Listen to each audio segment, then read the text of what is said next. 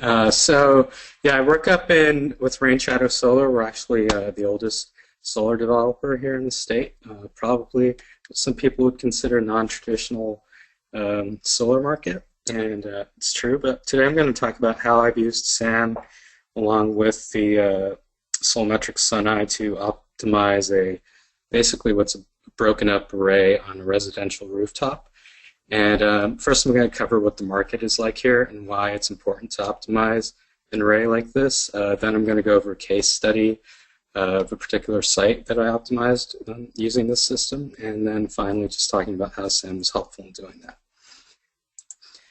So solar up in Washington State. Well, first of all, we have lots of tall evergreen trees, most of them around 50 feet in height. They grow really fast too, and that contributes to lots of shading issues. Next, we're at a very high latitude, so the sun only comes up to about 15 degrees above the horizon in the wintertime, and that's on a clear day with lots of cloud cover and lots of rain. We try and fight for every ounce of solar harvest that we can get.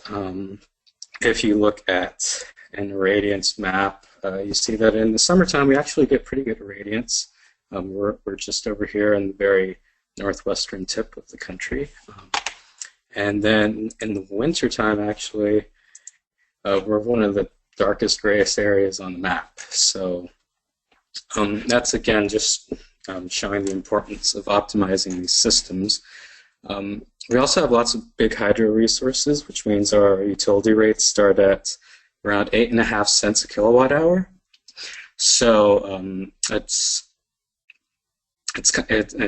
solar becomes a little bit more expensive compared to other utility markets, but we do have some generous production-based incentives. However, these I'm saying a note that someone can't hear the sound. We can hear it just fine on our end. Okay, well, just checking. So. However, these state incentives do have caps to them, and since we're in a very small utility, we've hit those caps. So it's sometimes hard to sell the systems when you don't know exactly how much someone's going to be receiving as an incentive to offset the higher cost of solar. So basically just going into the site now, when I first approached this site, you can see there's lots of trees, especially on these three sides, and there's also a upward slope on the western edge of the site. So the question of cutting down trees to increase solar production is something that clients ask me about, but it's hard to analyze, and oftentimes the trees are on other property lines, so you can't really justify taking them down. The roof's also very broken up. You can't see it here, but there's actually two different pitches on this eastern and western side. There is a small south-facing roof, however, and there is a flat plate solar hot water collector there, so that's promising. My initial approach was to take the skyline measurements on the different points on the roof, and what's really interesting is the skylines on the northeastern portion up here, 4, 5, and 6, actually had fairly high solar access, but you have to remember that when you're taking a measurement on the Suneye, it does account for the azimuth and pitch angle that you're using. So you see the southern ones, 1, 2, and 3, are somewhere in the middle, and then our western-facing skylines are actually on the lower end.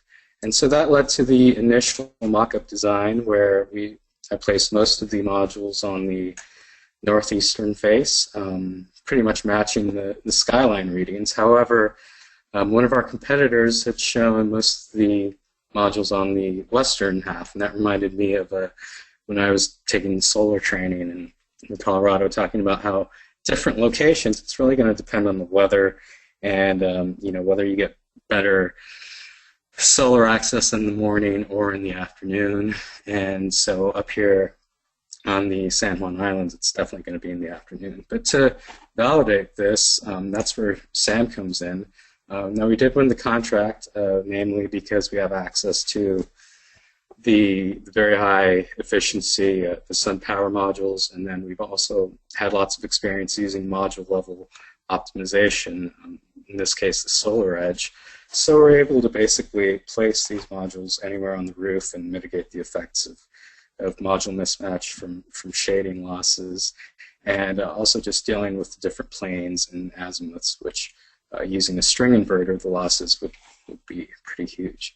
So at this point, it was a question of where to best place the modules. Since we had the entire roof, it's about 50 feet wide by 70 feet deep. And to do this, I didn't want to create a model and then use subarrays because I didn't really care about mismatch, and I couldn't use a parametric model because I can't load different obstruction tables onto that.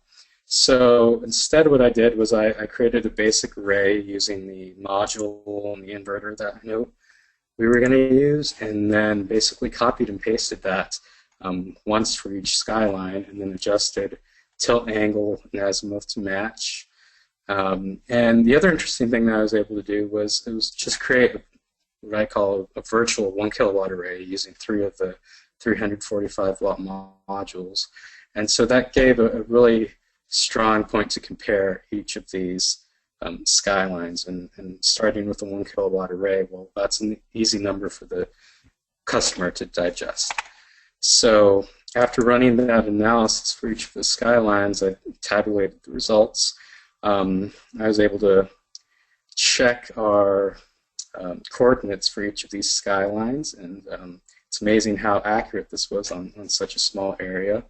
And the main number that I went with was the production factor. I like showing this to clients because, again, it's an easy number to digest, especially starting with a 1 kilowatt solar array. Well, the production factor is just how many kilowatt hours annually we expect each installed watt of capacity to produce. So you can see and up here we can expect about 1,200 kilowatt hours for every kilowatt of capacity that we install. On some of our max efficiency systems, we really want something probably about 850 or 900 kilowatt hours per year and above as a production factor. Anything lower than that, and the economics are going to not be so favorable for these systems. But an interesting finding is that the solar axis doesn't really correlate to our higher energy yields. And another way we presented this was by categorizing each of the skylines into a different tier. So we have 1,100 kilowatt hours per year and above, and then between 1,000 to 1,100, and finally anything under 1,000. And so again, we see that those skylines that had the higher solar access percentages were actually a lot lower on this tiered system. And of course, the south-facing points had the max production factors, and so that led to a very simple decision about where to place the modules. And the other interesting finding was that there was almost this diagonal line between 9 and 11 where we actually got some of the highest results, and that just shows how complex that roof and the shading scenario was. So that was the final design, and then our results, we can look at what each module is producing, and they do correlate fairly well with our modeled production. Using 3 subarrays, that was our annual energy estimate, and so far for the first half of the year we have exceeded it with the system. That's probably due to our unseasonal weather we've been having up here. But again, even for a system this scale, which is pretty small, having a tool like SAM at my disposal, being able to adjust everything from the production-based incentives and give them a negative growth rate for a certain number of years, which is basically what we'd be doing in Excel, and then being able to copy and paste the information into an Excel table, things like that, and using the obstruction tables and adjusting everything. Because again, with this market where those marginal gains will make a difference between someone buying a system or not. We don't have third-party leasing in the state, so it's all cash purchases, and we really have to justify those numbers when we present stuff. So thanks to everyone at the NREL SAM team for providing this software, this tool. It's been a lot of help, a lot of fun. Hopefully in the fall, when I have some downtime, I can play around with the battery storage models. And yeah, I will hand it back over to the team. Thank you. Thank you very much, Jeremy. That was a nice presentation. Looks like we have a little bit of extra time for questions. So if anyone has them, now would be the time to ask.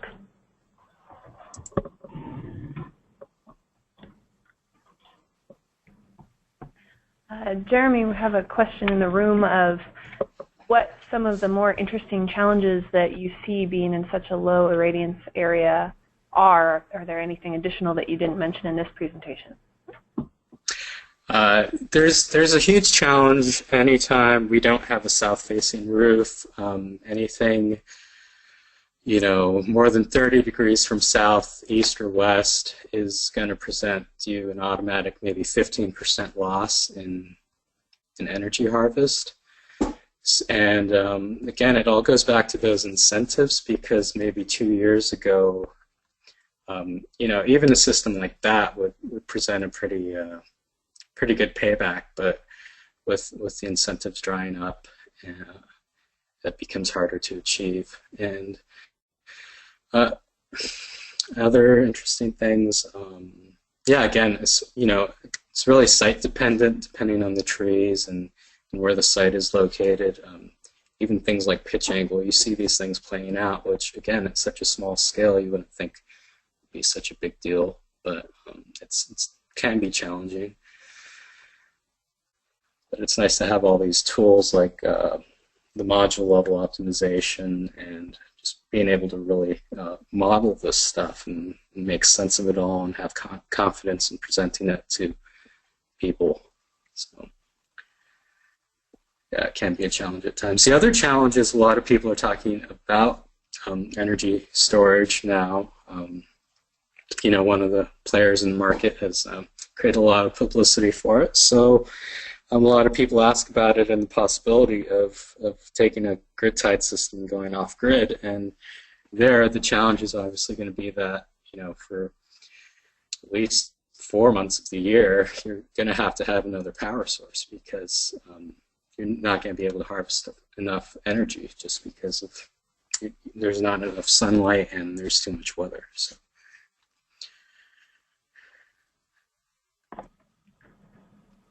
We have another question about how soiling might be different in an area that receives a little bit more rain than places where you see a lot of PV systems. Do you have any info on that? Do you adjust the soiling losses at all? That's a good question, and it's again, it's pretty site dependent. You know, there are some sites that are, you know, pretty much coastal, maybe within 300 feet of the coastline, that probably get almost no soiling. And you know, it's interesting. The first presentation talking about that reflected light, I think you see some of those effects from some of the light being reflected off the water when the actual production is just way off the charts, above our expectations. But other sites receive a lot more pollen, and with rain, I mean, the notion of cleaning panels might be like once every 15 years or so. So that I think the soiling is going to be a lot less here. The other thing is we have a pretty mild climate, so we tend to find, and with some systems that are 20 years old, we find that there isn't much of a degradation factor playing out. So the silicon cells hold up very well in this milder climate. Something else that we find, but it's hard to play around with that soiling factor without. I mean, you almost get microclimates on the western side of an island. You'll find a lot more weather than on some of the southern or the eastern sides. So the same can be true for soiling. You can get lots more pollen or debris from the trees, just if that site is going to be like that.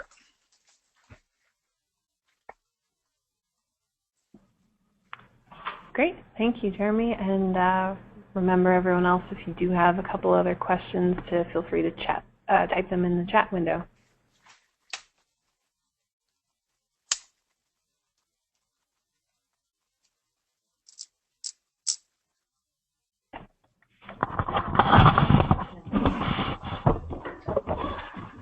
Hey, Jeremy, it's Peter. I think if I heard you correctly there, you alluded to some periods of time where production exceeds your expectations due to reflections off of the sea. Do you see that happening? Any other effects like cloud cover or anything like that? You mean more production than expected because of cloud cover? Yeah, cloud enhancement, where it's kind of a cloud is close to the sun, so it's adding additional diffuse element. Do you see anything like that? No. In fact, that's the first time I've heard of it. But I could phrase the question more generally and just say, do you typically see spikes above the rated amounts of the panels? I mean, the one site where I've seen the effect, and I mean, I don't know what it is. I think because it's probably 500 feet above the coast, and being at that location, you see the light bouncing off the water. As far as from clouds, I'd have to look at some other sites where that could be a possibility. But it's kind of an area that I'd want to look into more, and just thinking about from that earlier presentation if there's a way to use SAM as a tool, or how I could set that up to explore that. Okay, I'm going to follow this up with a question about inverter sizing. Do you how do you do that for a low radiance climate like this? Do you kind of have a rule of thumb, or how do you size your inverters? Well, we tend to oversize the arrays because we expect, most of the time that DC production is going to be a lot less than rated power. So that gives us a lot of design flexibility. But to be honest, most of the time it's a question of how many MPPT channels we can get, because again, most of the time we are dealing with a roof where we want to put more panels than just the south face will allow, or it's broken up, and so the more MPPT channels we can get, the better. So we really like the transformerless inverters with 2 channels these days, or some of the module level stuff is very helpful in that. All right, cool, thanks. We have another question coming in. Could you talk a little more about how you present the production factor to customers? Yeah, happy to. So a lot of, I guess a big part of the sales process is explaining all these numbers, from the incentives to the tax credits to, the difference between a watt and a watt hour, or a kilowatt and a kilowatt hour. And then, a lot of people are just asking, what does this mean as far as how much energy I'm going to produce? And so most of our systems are probably 10 kilowatts or less, and a lot of that has to do with the sales tax. What's it called? I forget the word. But there's no sales tax on systems under 10 kW. So I like this production factor because in general it is going to be 1,200 kilowatt hours or less. So, and that's again per kilowatt that we install. So it's a good baseline to talk about with different customers, and to talk to them about their site. A lot of them have questions about shading. So they might ask, well, do I have a good site? And you can tell them, a good site will have a production factor of about 1,200 kilowatt hours per year per kilowatt. Yours, it's going to have about 900, or it's going to have 1,000. So then they can take that number and multiply it by however many kilowatts they they want to purchase, and gives them an idea of what to expect. I think it's a good way to convey this information so that they can digest it and kind of compare it to other systems or other sites or other expectations. What's really interesting is when we get, and we do have a lot of people from other parts of the country, and so we're dealing with places with, where they're expecting twice as much production, or places with, essentially like feed-in tariffs. So, and definitely higher utility rates. So it can be a tough market to sell in sometimes.